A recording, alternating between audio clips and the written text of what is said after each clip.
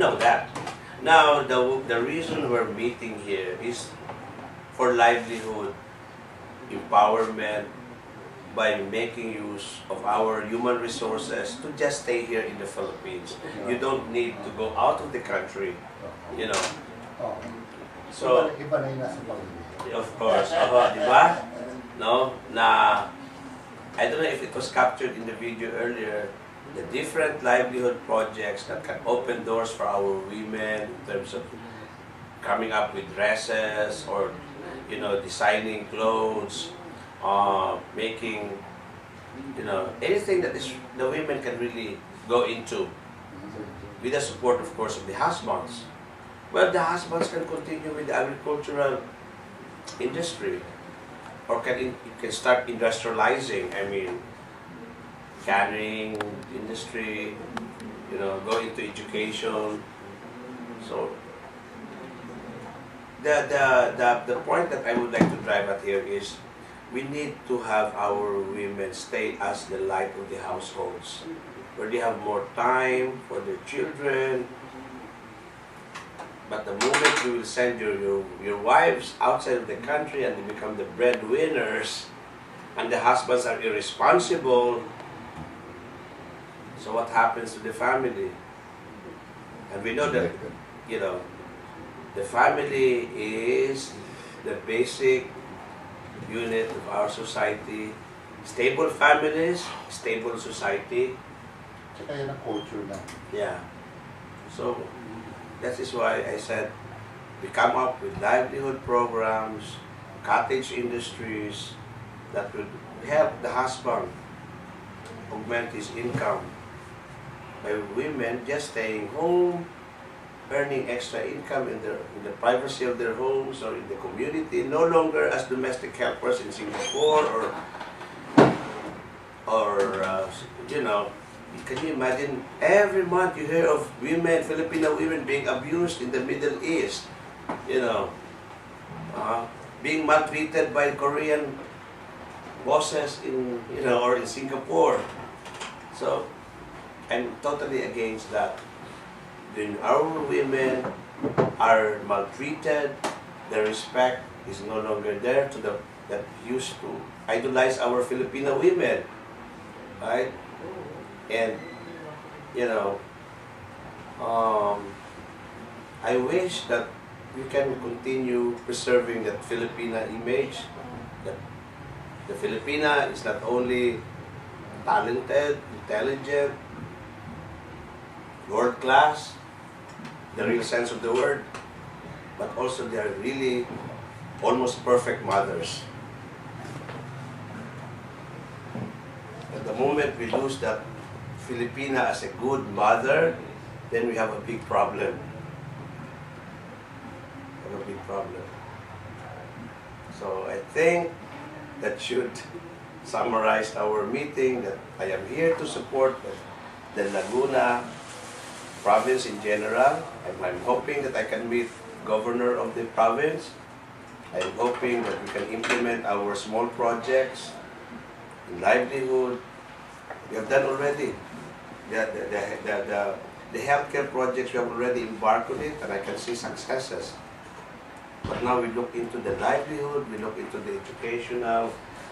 There's so much promise that the Magdalena tongue can offer to its own people. As I've said, the name alone is so blessed. You are blessed with a very beautiful name, Magdalena. It's just that you have to make use of that in a positive way, in a godly way. Making sure that the human resources are treated fairly.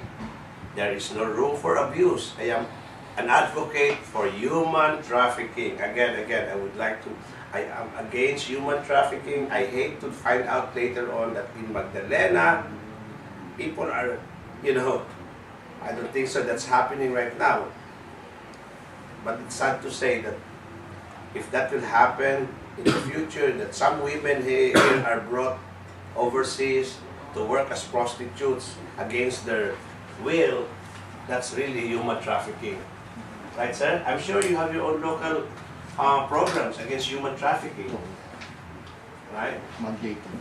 Mandated. Yeah, it's mandated by law. But still nakakalusot, sir eh.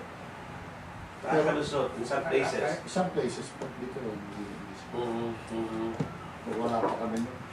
And, you know, as I promote the book, sana nadala ko yung book, sir, bigyan ka sana kita, no? I'm promoting a book written by my boss, my superior, my mentor, Dr.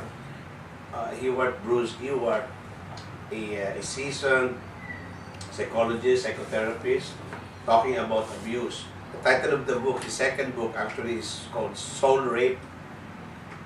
Soul Rape, meaning to say, talking about abuse, different types of abuse, domestic, sexual abuse, child abuse, elderly abuse, abuse in the workplace, abuse in the school, how to detect an abuser, how to manage an abused victim, and some recommendations how to address this big problem of abuse.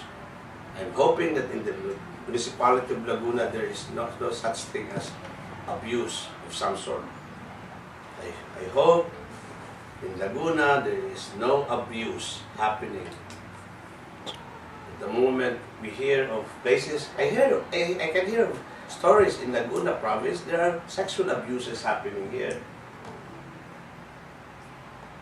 In the form of the tourists coming here, enjoying the tourist spots. In the long run, a poor teenager is abused sexually. And we have to stop that. Meron yung namin. Diba? Inawag ko siya, sanhan. You know. Pedophile. So, at least in Magdalena, that is not happening. This is not happening. And I'm very proud of you guys, especially the Magdalena Riders Club. You are doing your small ways of contributing your time, your talent, and a little bit of your treasure to improve the lives of your kababayans. Working closely with a very good mayor like the Honorable David Aventurado. Our model, the model of a good mayor, for that matter. See, that there's still hope, that there is still hope in governance. That if you are really a good, honest public servant, you get the right people that will support you. And that is the key to development. You should think developmental, not envelopmental. Developmental, not envelopmental. Okay. So in closing, thank you, Mayor, for the time. And I would like to express my sincere gratitude for this product, and I'm looking forward to a very strong and meaningful Picture partnership. taking. Iris mo yung gamot dyan. Yung gamot. Okay na ba yan? Okay na ito. Pinamahal na. Full yan eh. Full yan pare. Ang pangalan ko, pero wala ako dito. 45 days na yan, doon ako nakita ng mga yan. Actually, sabi ko na, kung gusto niyo ako i-vote, di-vote niyo ako. Kung ayaw niyo, okay lang sa akin. Oh, sa Pero kayo ba sa... pinili nila ako eh. Oo. They can, kita ba ko Ah. landslide.